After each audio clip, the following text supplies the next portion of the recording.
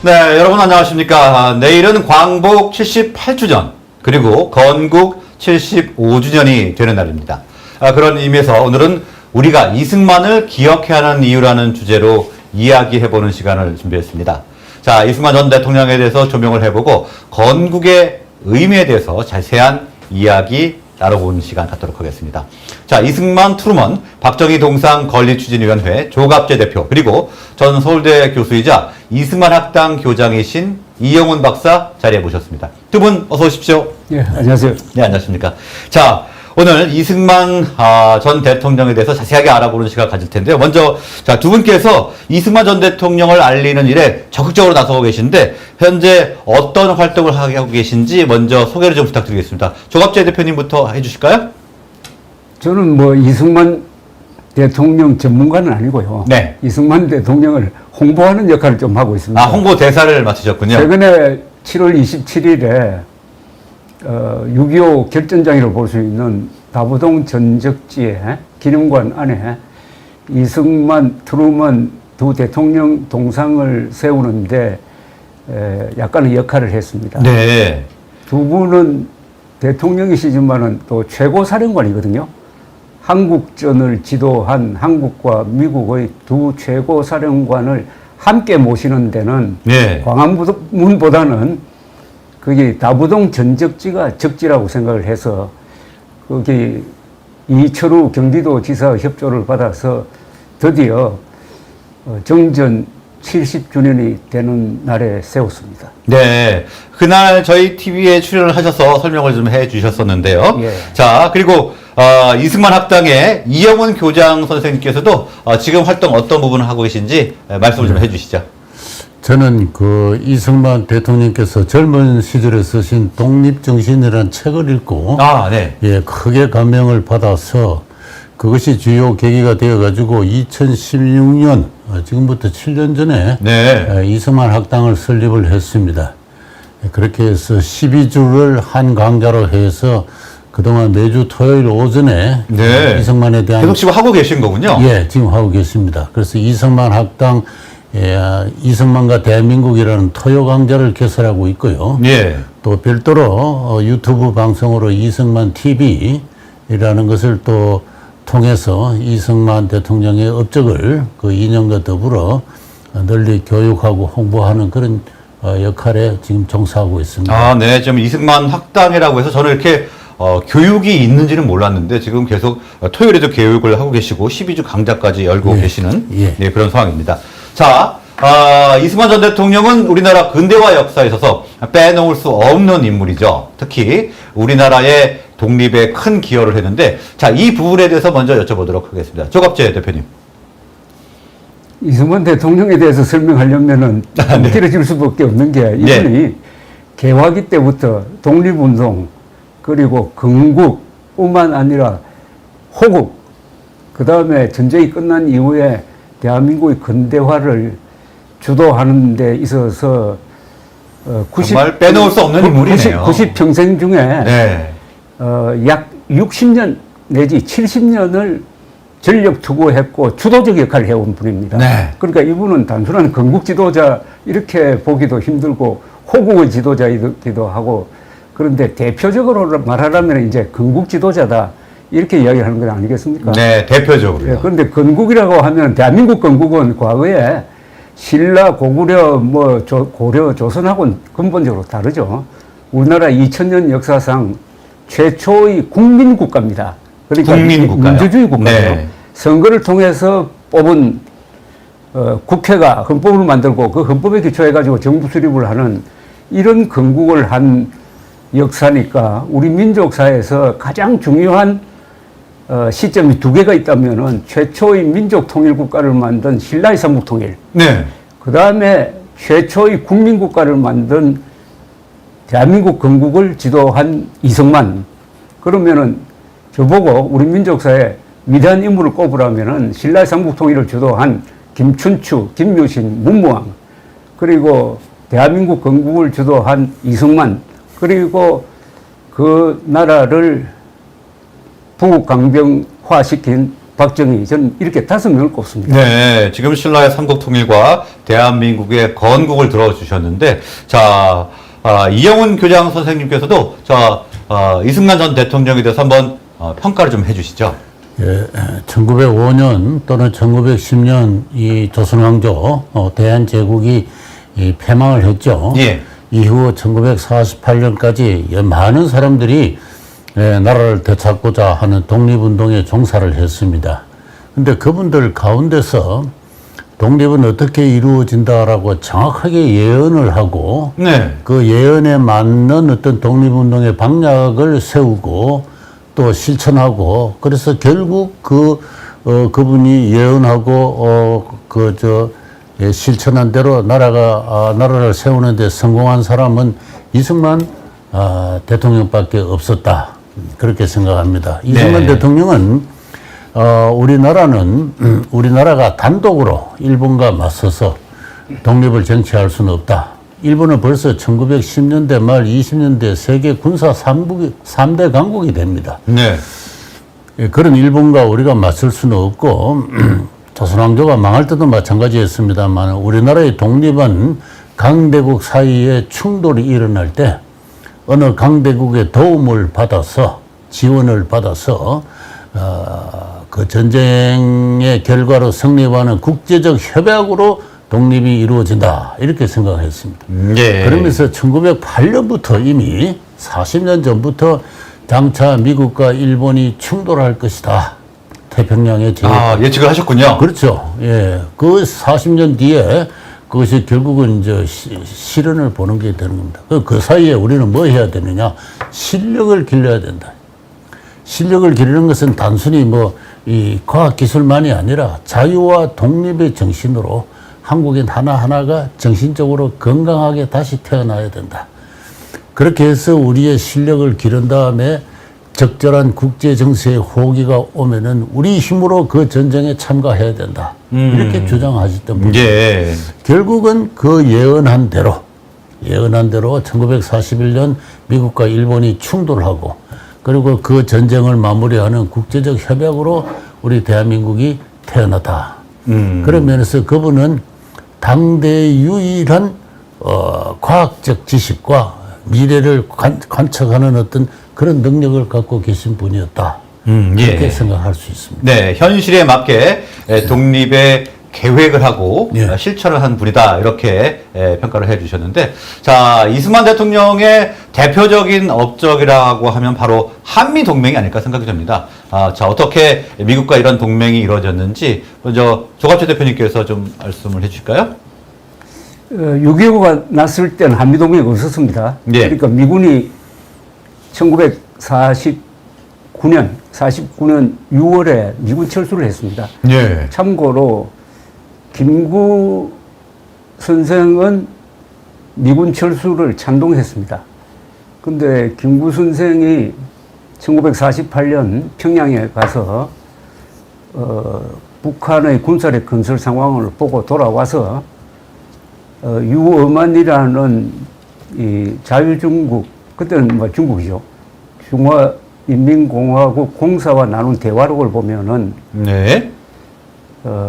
워낙 북한의 군사력 건설이 강력하니까 저걸 막을 방법이 없다.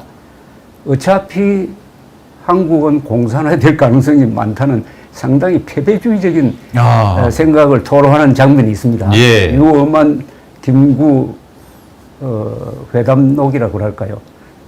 그걸 보면은 주한미군 철수하면 안 되는데 주한미군 철수를 주장했어요. 그리고 그 1년 뒤에 남침이 있었습니다. 네. 예. 그러니까 이승만 대통령은 한미동맹이 있었으면은 남침을 막을 수 있을 것이라고 생각했겠죠. 그러다가 1953년 국면에 오면은 이제 휴전으로 들어가는 것 아닙니까? 이승만 대통령이 휴전에 반대했죠. 북진 통일해야 된다.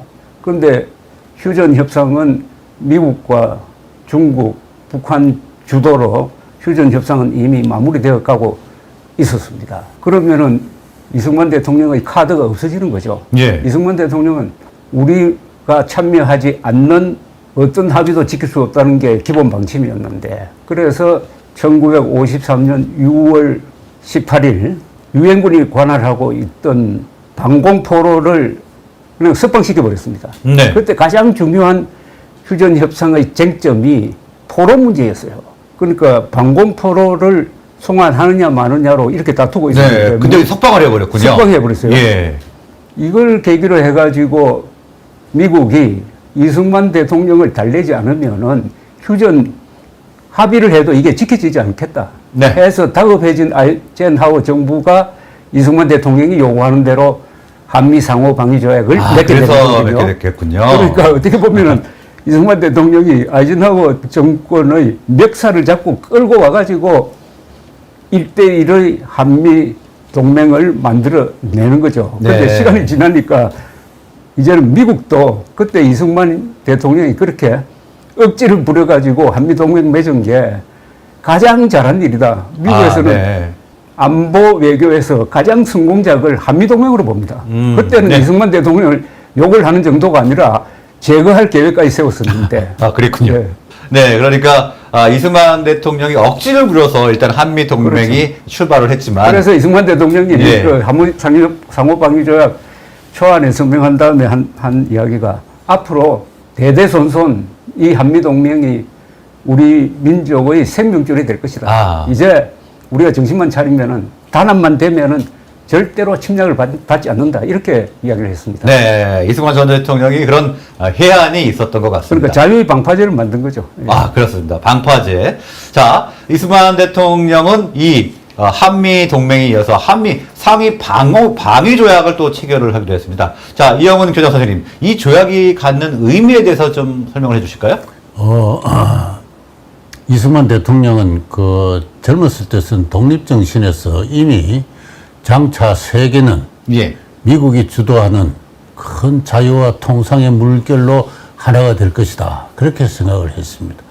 벌써 1904년에 그런 이야기를 했습니다. 1904년이요. 네. 미국은 자유인의 나라, 자유인들이 세운 인류사 최초의 공화국입니다. 그리고 영토가 광대하고 자원이 풍부하고 그래서 다른 나라의 영토에 대해서 야심을 갖고 있지 않습니다.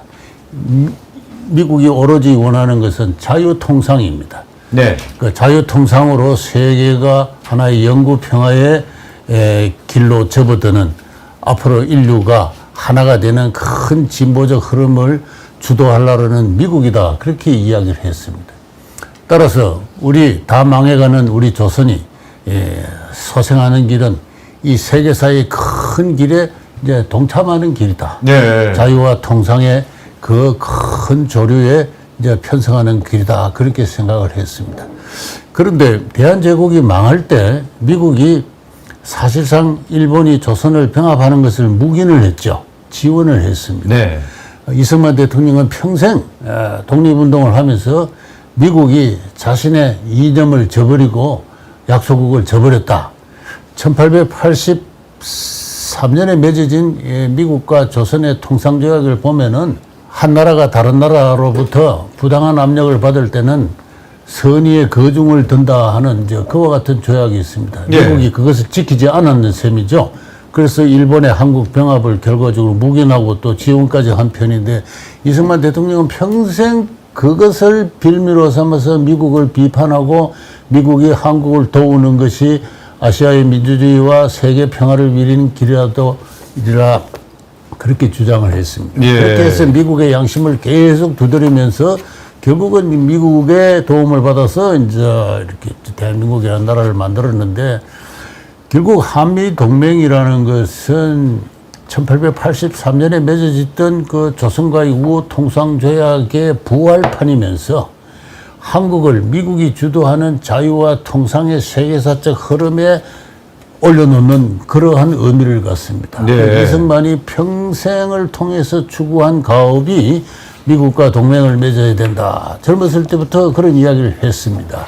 그래서 그것을 결국 성취를 한 것이고, 그것이 결국은 이제 한미 상호 방위 조약으로 이제 체결됨으로써 한국은 다른 어느 나라로부터 부당한 침략을 받지 않은 그러한 어떤 튼튼한 어떤 그 발판을 방어막을 마련했다.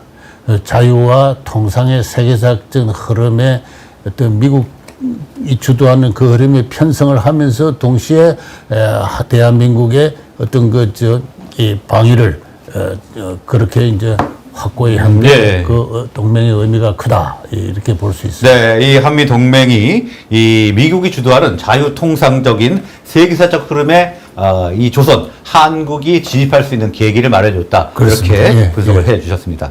자, 이승만 대통령이 또 농지개혁을 추진했죠. 이 농지개혁은 오랜 시간이 흐른 지금도 세계 여러 나라에서 벤치마킹을 하고 있는데 이 부분에 대해서도 한번 살펴보도록 하겠습니다. 자, 조합재 대표님, 이거부터 먼저 설명을 좀 해주실까요? 예, 농지 계획에 대해서는 이미 많은 연구가 되었고, 특히 우리 이영훈 교수님이 그 분야에 네. 아주 우리나라 최고 전문가신데, 네. 다만 요사이 한동훈 법무장관이 말이죠, 경제인들 모인 데 가서 이 농지 개혁이 성공해서 오늘날의 대한민국의 번영이 있었다 하는 네, 그런 얘기 근사한 하셨죠. 연설을 했어요. 네. 저는 그 연설을 듣고 상당히 그 시각이 아주 남다른데 아주 감탄을 했습니다. 네. 흔히 우리 농지 개혁하면은 이 좌파들이 공격하는 것은 왜 무상으로 하지 않았느냐? 무상으로. 예. 무상으로 하겠다는 것은 그냥 뺏으라는 이야기 아닙니까? 공산주의가 되는 거죠. 그러니까 그거 안 했다고 불평불만한 사람이 있는데 사실은 무상에 가깝게 유상으로 하면서 이제 여러 가지 안전장치를 해가지고 그게 결국은 산업자본화하고 하는 이런 경로를 걷는데 한동훈 장관의 관점 중에 하나 저는 지주들의 반발이 거의 없었거나 적었다는 겁니다. 지주들. 예. 지주들이라고 하면 그때 흔히 지주들의 정치적 이해관계를 대표하는 게 저 동아일보나 한민당으로 봤거든요. 네. 그러니까 한민당이 마치 개혁 반대 세력인 것처럼 비판하기도 하는데 한동훈 장관은 그게 아니고 지주들이 협조를 했다는 겁니다. 이 측면도 새롭게 한번 네. 봐줘야 될 것 아니냐 하는 생각이 듭니다. 그때 만약 다른 나라들처럼 농지개혁에 지주가 반대하면은 그건 잘못하면 내전으로 갑니다. 그렇죠. 그러니까 소장농은 게리라가 되고 지주는 정부군이 돼가지고 네. 이런 식으로 되는데 물론 그 당시의 세계사적 조류라든지 미군정 시대 때부터 농지개혁을 주장을 했고 그게 대세가 되고 또 이승만 대통령이 결단을 내리고 했지만은 우리가 하나 강구하는 게 지주들이 협조했다는 이 점을 우리가 좀 설명해 둘 필요가 있는 거 아닙니까? 네, 그 당시에 농지개혁 때 지주들이 반대를 하지 않고 어느 정도 협조를 해줬다는 점을 이영훈 교수님께서 아마 해주셨는데 구체적인 설명을 알겠습니다. 해주실 것 같아요. 자, 이영훈 교장 선생님께서 좀 자세하게 좀 덧붙여 주시죠. 예. 그 해방이 되고 남한에서는 미군정이 성립하고 네. 북한에서는 이제 소련이 점령 체제가 이제 시작됐는데 농지개혁이든 토지개혁이든 이미 그것은 시대의 대세였습니다. 네. 거스를 수 없는 이제 그러한 그 대세였습니다. 사실 소수의 사람이 대규모 토지를 독점하고 다수의 사람이 거기에 농노적으로 매인 그런 상태에서는 민주주의가 실행될 수도 없고 네. 또 건강한 어떤 신생 독립국가가 자유민주국가가 만들어질 수 없죠.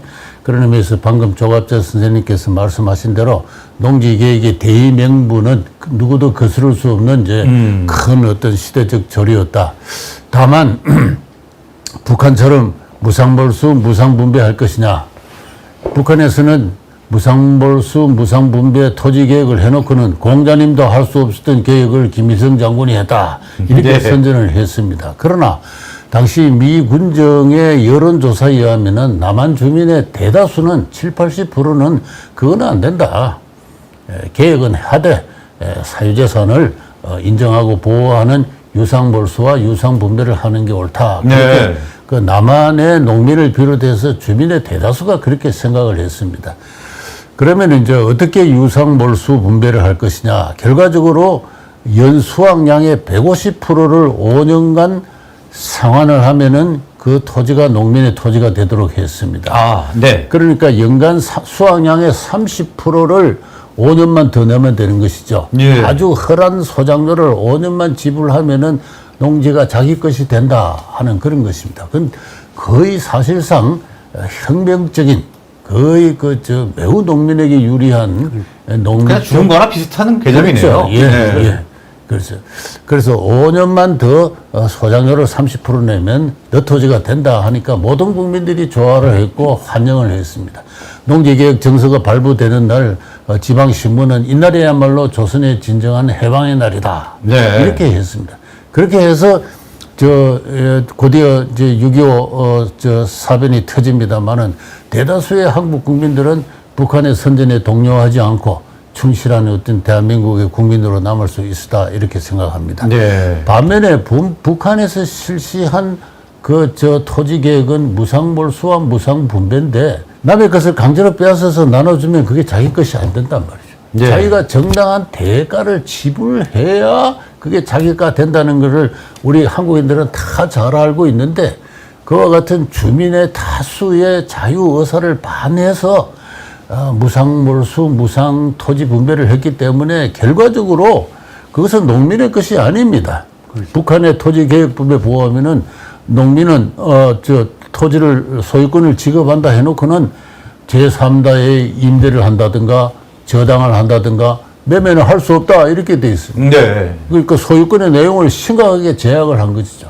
아주 불완전한 경작권밖에 지급하지 않았고 그리고 전쟁이 끝난 다음에 어떻게 됐습니까? 곧바로 집단화를 뭐 당이 소유를 하게 되는 거였죠. 네. 아니 집단화를 해가지고 네. 지금 오늘날과 같은 이 집단 농장 체제가 성립한. 그러니까 북한에서 무상몰수, 무상분배는 결과적으로 토지를 국유화하는 농민들을 다시 농노적 상태로 예속시키는 그와 같은 결과밖에 초래하지 않았다. 네, 그러니까 그래서 결국 이제 오늘날 북한의 참상이 저렇게 벌어진 것이 바로 거기서 출발을 하는 것이고. 거기에서 출발을 했군요. 예, 예. 네. 오늘날 이 남한의 이 농지개혁이 가장 중요한 것은 농촌 사회의 민주적 통합에 크게 기여했다는 것입니다. 네. 한국 민주주의의 토대를 놨다. 네, 알겠습니다. 제가 이 부분에서 꼭 설명드리고 싶은데 네. 말씀하시죠. 농지개혁이 워낙 중요하니까 국제적 비교가 필요해요. 네. 그래서 제가 농지개혁 안 된 나라를 한번 가봤어요. 그게 파키스탄입니다. 파키스탄. 제가 1996년에 파키스탄에 가서 대통령도 만나고 취재를 해보니까 그게 농지개혁을 안 했어요. 그럼 어떻게 되냐면 지주들이 아직도 있습니다. 네. 지주들이 부자죠. 그리고 이 사람들이 군대를 장악해요. 그 네. 자녀들이 다 사관학교 갑니다. 유럽에 예전에 그냥 그 영주가 돼 있네요. 영주죠. 그러고 정치를 해요. 그러면은 네. 정치, 관료, 군대가 지주계급으로 딱 돼 있어요. 네. 그러니까 일반 민중과 괴리가 돼가지고 여기서는 민주주의가 지금도 불안정하잖아요. 지금도 군대가 딱 그러니까 하여튼 한 지역의 그냥 아까 왕이네요. 지금 민주적 통합이라고 말씀하셨는데 네. 농지개혁을 하면은 우리나라처럼 민주적 통합이 되고 안 하면은 지금도 지주계급과 소장농과의 계급 네. 분열이 돼가지고 파키스탄은 민주주의도 안 되고 국가발전도 안 되는 거죠. 네, 알겠습니다. 자, 농지개혁 저희 너무 시간이 끌어서요. 이제 교육개혁 쪽으로 좀 넘어가 보도록 하겠습니다. 자, 우리나라가 전쟁 이후에 초고속 성장을 이룰 수 있었던 데는 이 교육개혁도 큰 역할을 했다 이런 평가가 많습니다. 먼저 이영훈 교장 선생님께 여쭤보겠습니다. 이승만 대통령이 펼친 교육정책 어떤 것들이 있습니까? 1948년 대한민국이 성립할 당시에 약한 2천만 가까운 국민 가운데 절반이 네. 정확한 통계는 알 수 없습니다만은 적어도 절반이 무명 상태였습니다. 네. 근데 그것이 1959년, 60년도에는 문맹률이 10% 이하로 내려갑니다. 그렇게 빨리요? 아주, 네. 아주 연로한 사람들을 제외하고는 대체로 이제 글자를 해독하는 어떤 문식률이 그렇게 높아졌는데 그것은 전쟁이 끝난 다음에 54년부터 이승만 대통령이 추진한 교육혁명의 효과다. 예. 그래서 특히 농한기가 되면은 글자를 못 읽는 문명인 사람들을 거의 반강제적으로 지방행정 체제를 통해서 공부를 시켰군요. 예, 국민학교에 수용해서 네. 한글을 가르쳤습니다. 그래서 그와 동시에 그렇게 문명을 퇴치함과 동시에 각급 학교를 정설하고 교원을 정강하고 해서 그 시대에 일어난 그래서 정부 재정 가운데 국방 예산 다음으로 그 교육 예산이 많아지고 네. 교육 예산이 54년부터 부쩍 증가합니다. 그래서 이승만 대통령이 이제 국방 다음으로 이제 그 강조점을 둔 것이 이제 교육이고 그 결과 초등학교, 중학교, 당시는 국민학교, 중학교, 고등학교, 대학교 그리고 무엇보다 각종 실업학교들이 크게 증가하고 동시에 전 국민의 문맹률을 퇴치를 함으로써 네. 그렇게 쌓여진 그 소위 경제학자들인 것을 가지고 이제 인적 자본이라 그럽니다. 그 휴먼 캐피탈이 네. 1960년대 이후에 고도 성장을 뒷받침할 수 있었던 것입니다. 네, 고도 성장의 토양이 됐군요. 그렇죠. 네, 예. 자, 그러니까 건국 대통령이라고 불리는 것 같습니다. 자, 이승만 전 대통령은 또 우리의 영토죠. 독도를 지키기 위한 정책도 많이 펼쳤다고 합니다. 이 부분은 조갑재 대표님께 듣도록 하겠습니다. 이승만 대통령은 프린스톤에서 박사학위 받은 논문이 네, Neutrality Influenced by America라는 논문입니다. 그게 네. 전시 중립에 대해서 쓴 거예요. 그 논문은 영어로 원문이 지금 구글에 공개되어 있습니다. 네. 그러니까 영어 잘하시는 분들 꼭 한번 읽어보시기를 바랍니다. 특히 그 도입부에서 이승만 대통령이 미국의 전시 중립을 설명하면서 유럽에서 발전해온 이 국제법의 역사적 배경을 설명을 합니다. 그걸 보면 이승만 대통령이 얼마나 높은 시각에서 이 네. 국제법과 외교 관계를 받느냐 하는 것을 알 수가 있습니다. 또 문장이 굉장히 고급 문장입니다. 네. 그런 분이니까 이 독도 문제를 이 평화선 선언으로 해결하는 데 있어서 완전한 국제법적 뒷받침이 있었던 것 아닙니까? 그때는 일본이 거기에 반발했지만 나중에 논리적으로 설명이 안 되잖아요. 네. 그래서 이승만이라는 분은 아까 그 교육하고도 문제 연관되는데 이분은 두 가지 자질을 갖고 있습니다. 첫째는 언론인입니다. 네. 최초의 일간신문 사장을 했어요. 그 다음에 교육자입니다. 그래서 이승만 대통령이야말로 대한민국이란 이 학교의 교장 선생님이었다고 저는 생각합니다. 예. 그래서 6.25 전쟁 중에 이승만 대통령은 다른 나라에서 할 수 없는 일을 두 가지를 했어요. 하나는 언론 검열을 폐지를 했습니다. 전쟁 중인 나라에서 언론 검열을 폐지한 나라는 아마 지구상에서 유일할 겁니다. 네. 이스라엘은 전쟁 중이지 않으면서도 지금도 언론 검열을 합니다. 그 다음에 언론 검열 폐지와 동시에 1952년에 역사상 최대 규모의 선거를 했습니다. 그때 16,000명을 뽑았어요. 우리가 면장까지 뽑았습니다. 네. 그걸 통해서 민주주의를 교육한 거죠. 실천을 해서 민주주의의 시행착오도 겪어야 된다. 이렇게 된 것 아닙니까? 네. 그러니까 독도 문제에 대한 이승만 대통령의 접근도 그냥 무작정 막무가내로 끈 게 아니라 거기에는 국제법적인 논리 체계를 확실하게 딱 갖추고 했다는 네, 거니까. 그런 해박한 국제법적 지식이 있었기 때문에 그렇게 할 수가 있었다. 이렇게 조금 이해를 해보도록 하고요. 자, 독도 문제 잠깐 다시 한번 여쭤보겠습니다. 이 경북 칠곡군에 있는 다부동 전적기념관에 동상이 설치가 됐지 않습니까? 예. 그 배경에 대해서 저번에 저희 TV에 출연해서 말씀을 잠깐 해주셨는데 그 부분에 다시 한번 좀 말씀을 좀 해주시죠. 그 다부동 전적지가 중요한 것은 저는 한국의 워틀루라고 그러는데요. 거기에서 한미군이 최초 연합작전을 펴가지고 북한군이 주력을 막았습니다. 네. 상방에 약 3만 명이 거기서 전사를 했어요. 그래서 시간을 벌어서 인천 상륙작전을 할 수 있는 길을 열었습니다. 북진의 길을 열었어요. 거기에 두 최고 사령관의 동상을 같이 세우려면은 거기가 가장 좋다 해서 그게 세운 겁니다. 네, 알겠습니다. 자, 그리고 최근에 이제 광복회장, 이종찬 광복회장이 이승만 대통령을 건국 대통령으로 몰아가는데 좀 반대한다 이런 뜻을 밝힌 바가 있습니다. 그런데 자, 오늘 열린 이 윤석열 대통령과 이종찬 광복회장과의 오찬에서 이승만 대통령 기념관의 건립을 좀 도와달라. 윤석열 대통령이 이렇게 이야기를 했답니다. 그러니까 이종찬 회장이 적극 돕겠다. 이런 뜻을 밝혔다는 소식이 방금 들어왔습니다. 자, 이 부분에 대해서 두 분의 생각이 어떤지 좀 듣고 싶습니다. 먼저 이영훈 교장 선생님께서 말씀을 좀 해주시죠. 저는 조금 좀 지나친 이야기인지 모르겠지만은 네. 광복회라는 사설 단체가 광복절이라는 그 최대의 국경일을 그 식전에 정부와 공동 집전자로 나서는 네.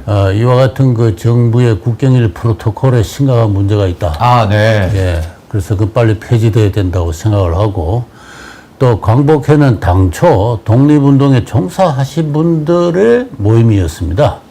그렇죠. 그러나 지금은 그분들 대체로 다 작고를 하시고, 그 지금 후손들이 지금 마치 자기들이 독립을 쟁취하는데 큰 역할을 한 것인 네. 발언권을 강화하고 있는데 이거 아주 좀 잘못되었다. 그래서 네.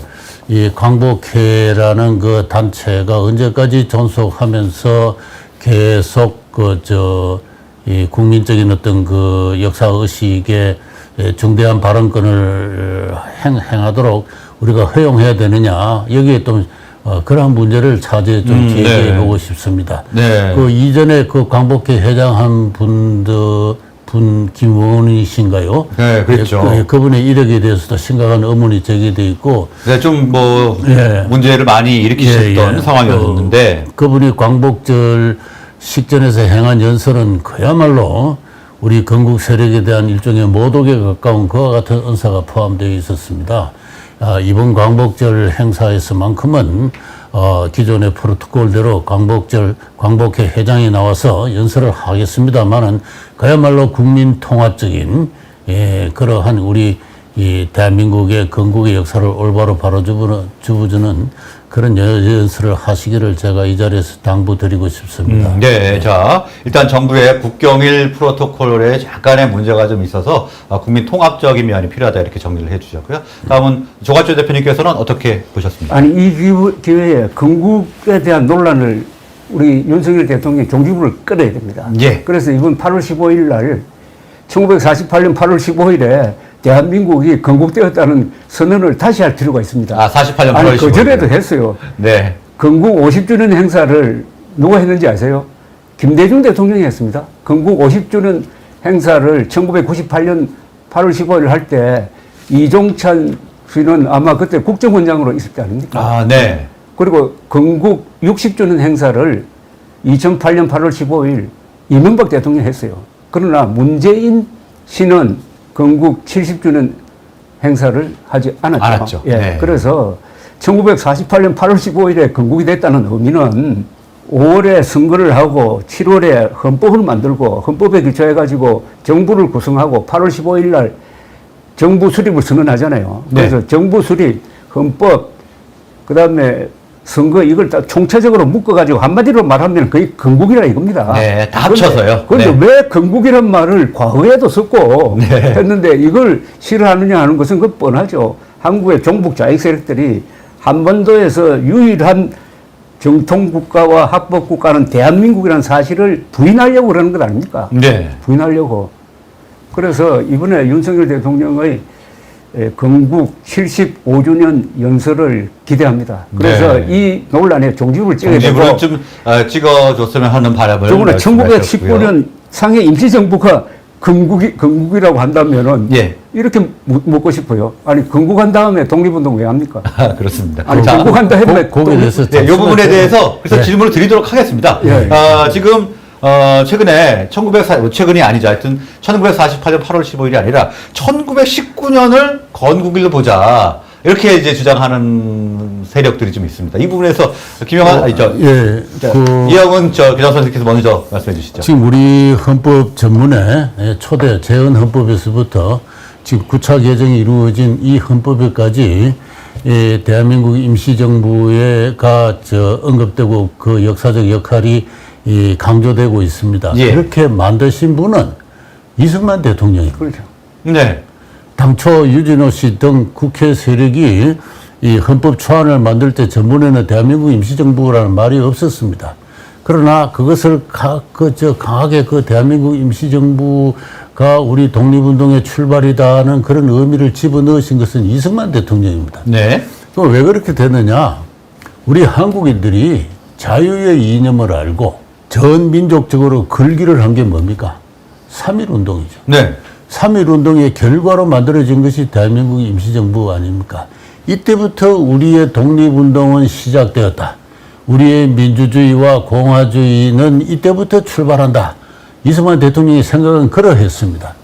그러했는데 이분이 국회에서 국회의장으로서 연설하신 내용을 보면은 그때 우리가 자유 이념에 기초해서 전민족적으로 걸기를 했으나 당신은 국제 정세로 인하여 실패를 했고 이후 30년간 우리는 불굴의 의지를 갖고 투쟁을 해서 드디어 오늘날 이 영광스러운 결실을 맺게 되었습니다. 그랬어요. 예. 그런 뜻을 함축해서 우리가 이 나라를 세운 것은 3.1운동의 자유정신이다. 그거를 밝히기 위해서 헌법 전문에다가 대한민국 임시정부를 넣은 것입니다. 그러나 불행하게도 당신은 국제정세에 인연하여서 실패를 하였으나 불굴의 의지를 갖고 독립투쟁을 해서 오늘날 이 나라를 세웠다. 네. 원래 그러한 뜻인데 그 임시정부에서 종사한 분들이 그 공로를 그 임시정부로 아주 축소해가지고 네. 그들만이 건국 주체 세력인 양 그 강조를 하기 시작하면서부터 그렇게 된 거군요. 이러한 네. 혼란이 발생하게 되었다. 조금 전에 말씀하신 대로 김대중 대통령조차도 건국 50주년을 전 정부적으로 기념을 했습니다. 모든 부처가 기념우표나 각종 통계 자료지 그다음에 한국은행의 기념 주화 모든 것을 기념했고 예. 건국 60주년 마찬가지입니다만은 이후 그와 같은 이상한 주장들이 제기되면서부터 지난 정부가 광복 70주년을 그렇죠? 네, 그때부터 수모적인 논란이 계속되고 있는 거죠. 그건 하루빨리 정리되어야 한다는 예. 걸 제가 말씀드리고 알겠습니다. 노무현 대통령도 네. 8.15 기념사에서는 반드시 정부 수립이라는 이야기를 했어요. 네. 정부 수립이라는 게 건국이거든요. 그렇죠. 나라가 있어야 국가가 정부를 수립하는 건 아닙니다. 예. 그런데 문재인 대통령 시절에 들어와서 건국을 부정하기 시작했습니다. 네. 그리고 최근 있었던 일이에요. 다시 복원을 해야 됩니다. 네. 자, 복원이 곧 되리라 생각을 하고요. 윤석열 대통령이 하셔야 돼요. 예. 자, 사실 그동안 광복에만 큰 의미를 두었었지, 대한민국 건국에 대해서는 크게 그렇게 생각을 하지 않았던 게 사실인 것 같습니다. 건국이 지니는 의미, 이걸 어떻게 설명을 할 수 있을까요? 먼저, 이영훈 교장 선생님께서 말씀해 주시죠. 광복절을 영어로 번역하면 뭐가 되는지 아십니까? 뭔가요? Korean Independence Day입니다. 네. 해마다 광복절을 맞아오면은 우리의 우방국들이 축전을 보내옵니다. 미국이 그 1949년부터 해마다 축전을 쭉 보내오는데 Korean Independence Day 몇 주년을 기념한다. 48년을 기점으로 해서 말이죠. 따라서 광복절이라는 것은 그 원래 뜻은 독립기념일입니다. 독립기념일이요? 예, 1949년에 국경일에 관한 그 법률이 국회에 상정되었을 때 원래는 독립기념일이었습니다. 네. 그런데 국회의원들이 광복절이 더 우리한테 친숙한 말이다. 이렇게 해서 광복절로 명칭 변경을 해놓고 보니까 세월이 지나가니까 이게 엉뚱하게 지금 해방절로 바뀌어 있습니다. 네. 예, 그래서 우선 그것부터 고쳐서 저는 이 광복절의 차수를 올바로 바로잡는 것이 가장 중요하다.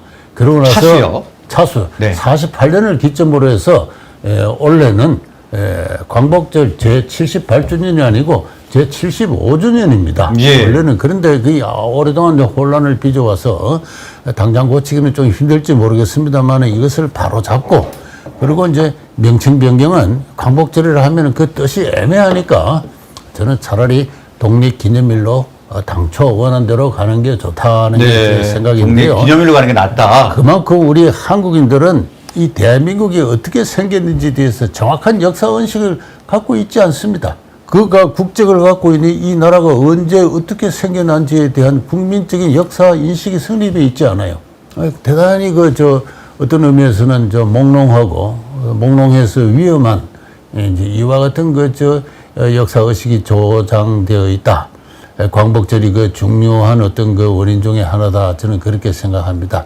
우선은 차수를 바로잡고, 그 다음에는 명칭 변경을 또 나중에 생각해 볼 문제다. 저는 그렇게 생각합니다. 그래서 건국절 제정을 말씀하고 계시잖아요. 건국절이란 말도 네. 또 애매합니다.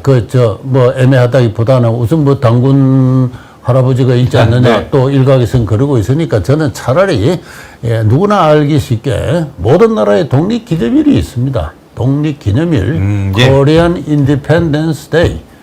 해마다 미국이 축전이 보내오는 그대로 하는 것이 좋고 그게 당초 원안이었습니다. 예, 그 알겠습니다. 원안대로 가는 게 좋다. 예. 네.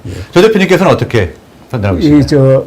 이게 대한민국과 지금 북한 농당 정권과의 투쟁은 민족사의 정통성과 삶의 양식을 놓고 다투는 타협이 절대로 불가능한 총체적 권력 투쟁입니다. 네. 그 중에서 제일 중요한 게 역사 전쟁입니다. 즉 한반도에서 북한 노동당 정권과 대한민국 중에서 어느 쪽이 민족사적 정통성을 갖고 있느냐.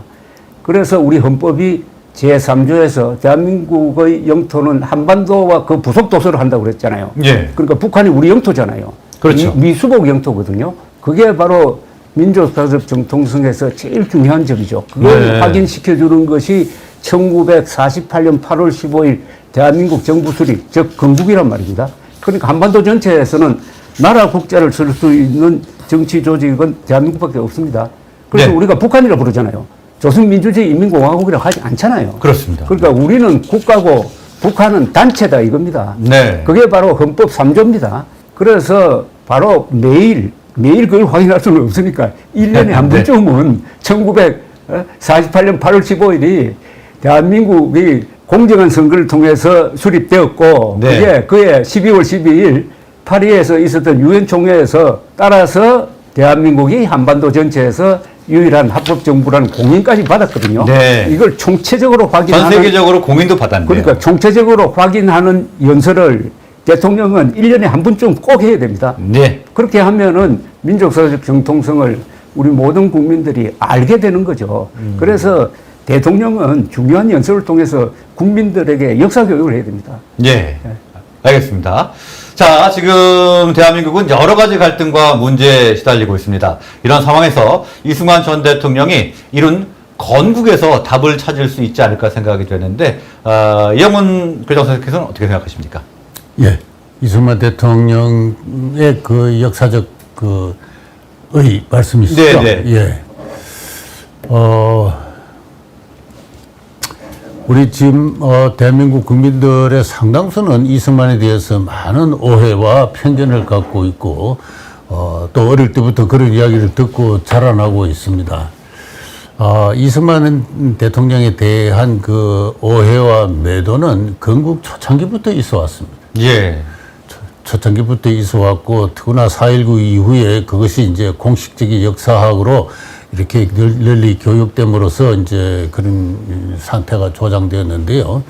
우리의 건국의 역사의 세계사적 의의라든가 그 구체적 과정이라든가 그 주역에 대한 올바른 이해가 없이는 엄밀한 의미에서 국민적 통합이 이루어졌다고 할 수 통합뿐만이 아니라 앞으로 나가는 게 사실 쉽지 않겠죠. 그렇죠. 예.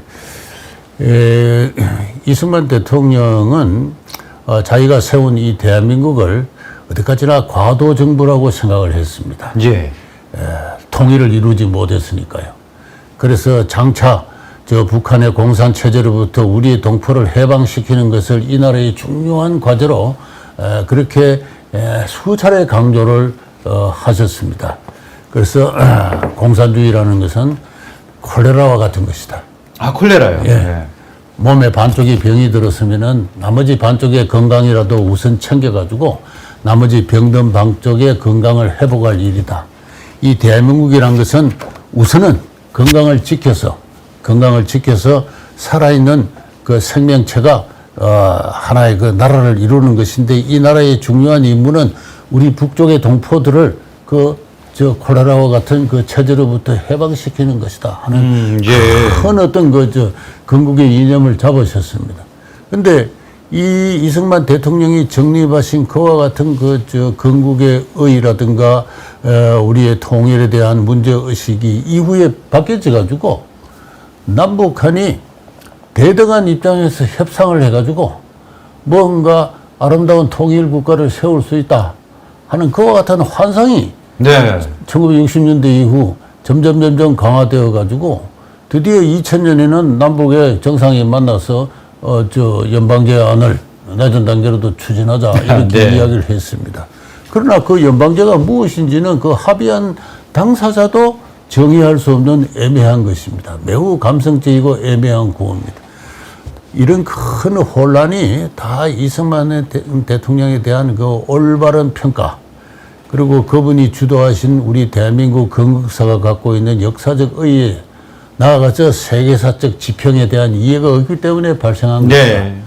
그래서 하루빨리 이 윤석열 그 정부에서는 제가 늘 강조를 합니다만 각급 학교에 보급되어 있는 교과서에서 우리 대한민국이 어떠한 역사적 의의로 그 성립이 가르쳐지고 있는가부터 먼저 손을 볼 네. 필요가 있다. 알겠습니다. 아, 이승만 전 강조하겠습니다. 대통령에 대한 올바른 평가, 올바른 재평가가 시급하다 이렇게 정리를 해보고요. 예. 자, 이제 마지막 질문 드리도록 하겠습니다. 이제 이승만 전 대통령과 이 대한민국 건국 이야기에 대해서 해봤는데요. 마지막 두 분께서 하고 싶은 말씀을 듣도록 하겠습니다. 먼저 조갑재 대표님께서 말씀해 주시죠.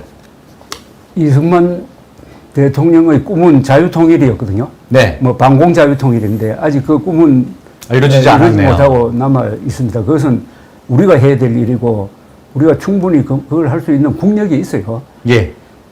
그리고 이승만 대통령을 핍박하는 것은 인간으로서 그리고 한국인으로서는 도저히 할 수 없는 폐륜이라고 생각합니다. 네. 이승만을 독재자로 핍박하고 하면은 결국은 난 그렇게 하는 사람이 불행해질 거라고 봅니다.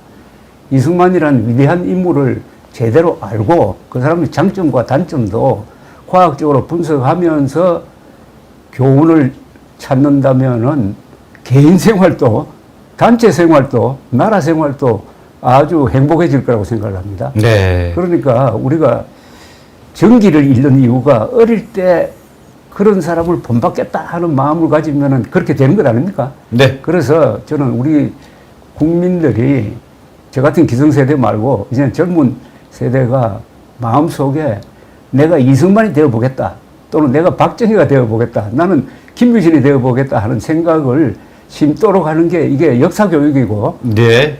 이게 결국 자유통일을 이루고 자유통일을 이룬 대한민국은 인구가 8천만 되는 것 아닙니까? 유럽에서 그렇죠. 8천만 되는 나라는 독일밖에 없습니다. 그러니까 큰 비전을 가지고 이승만 대통령은 혁명가였지만 이 사람은 또 위대한 비전을 가졌던 사람이거든요. 예, 알겠습니다. 레보루셔너리 앤드 비저너리인데 예. 이런 이승만을 우리가 가지고 있었다는 게 얼마나 행운입니까? 근데 그걸 짓밟으면은 자기가 손해보는 거 아닙니까? 네, 조갑재 대표님께서도 이승만 전 대통령에 대한 재평가가 시급하다 이렇게 말씀해 준 것으로 정리를 하고요. 다음은 이영훈 교장 선생님. 예. 제가 당부 드리고 싶은 것은 흔히들 이승만 독재, 예. 이승만 독재자 이런 말을 많이 사용합니다. 앞으로 그 말은 특히 정치권에서 주의해서 쓰지 말았으면 좋겠다. 얼마 전에도 어느 회합에 나가니까 명색이 그 자유보수파에 속하는 정치가가 또 이승만 독재하는 이야기를 제가 들은 적이 있습니다. 저는 공부가 부족해서 그렇지 않나 그렇게 생각하는데요. 이승만 대통령께서는 조금 전에 조갑재 선생님께서도 강조하셨지만은 전쟁 도중에도 언론의 자유를 보장을 했습니다. 네. 그리고 학문, 사상, 언론, 출판 모든 자유가 보장되었고 삼권 분립을 중시해서 사법부의 독립을 중시하셨고 그리고 집권 12년 기간 동안 전국적인 선거를 9차례나 했습니다. 대통령, 부통령, 국회의원 선거, 지방의회 선거. 그분은 역사가 자기에게 부여한 특별한 정치적 자원으로서 국민에 대한 카리스마를 활용을 해서 정치적 소신을 추구하신 분이지 네. 결코 자기 신변 주변에 독재 체제를 구축을 해가지고 법률을 무시하고 국민의 자유를 억압을 하는 이와 같은 통치를 한 적이 없습니다. 그래서 이승만 독재라는 말은 앞으로 우리 한국인들의 그 언어 생활에서 네, 좀 알겠습니다. 추방되었으면 좋겠다. 네. 예. 자, 역시 이승만 전 대통령에 대한 재조명이 필요하다는 말씀 이해했고요. 자, 여러분들 닥터 리 혹시 누군지 아십니까? 이승만 전 대통령을 부르는 말이라고 합니다. 104년 전에요. 미국 신문에 실린 한 독립운동 기사에서 가장 많이 언급이 됐다고 합니다. 조국의 독립과 건국을 위해 누구보다 애썼고 대통령이 된 이후에도 대한민국 발전에 큰 공헌을 세운 이승만 전 대통령. 우리는 그를 잊지 말아야 할 것입니다. 그런 의미에서 광복절인 내일 광화문 광장에서는 8.15 국민대회가 개최될 예정입니다. 여러분들의 많은 참여를 부탁드리겠고요. 오늘 이야기는 여기서 마치도록 하겠습니다. 이승만, 트루먼, 박정희 동상권리추진위원회 조갑재 대표 그리고 서울대 교수이자 이승만 학당 교장이신 이영원 박사님과 이야기 나눠봤습니다. 자, 오늘 말씀은 여기까지 듣겠습니다. 네, 두 분 고맙습니다. 예, 감사합니다.